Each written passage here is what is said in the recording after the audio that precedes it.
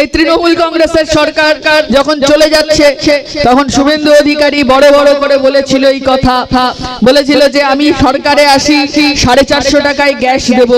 এখন হিন্দুরা 450 টাকায় গ্যাস পাচ্ছে আর মুসলমানেরা কি 1000 টাকা দিয়ে গ্যাস কিনছে নাকি? ঘটনাটা এরকম নাকি?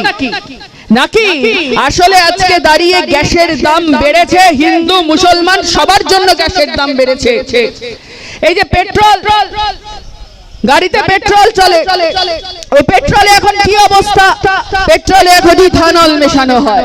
এখন এই যে পেট্রোলে ইথানল মেশানো হয়, ইথানল মেশানোর ফলে এই যারা মোটরসাইকেল চালান তারা জানেন যে মোটরসাইকেল যারা চালান তারা জানেন যে ইথানল মেশানোর ফলে আসলে ইথানল মেশানোর ফলে গাড়িগুলোর মাইলেজ কমছে, আর গাড়িগুলোর মাইলেজ কমছে মানে গাড়ির কোম্পানির লাভ হবে, গাড়ির কোম্পানির লাভ হবে। শুধু কি গাড়ির কোম্পানির লাভ নাকি?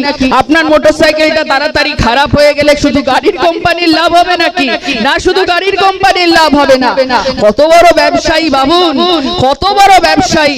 ওখানে মন্ত্রীর ছেলে, নীতিন গডকরির ছেলে, বিজেপির বড় নেতা, তার ছেলে আসলে ইথানল তৈরির ফ্যাক্টরি খুলেছে, তার ছেলে ইথানল তৈরির ফ্যাক্টরি খুলেছে।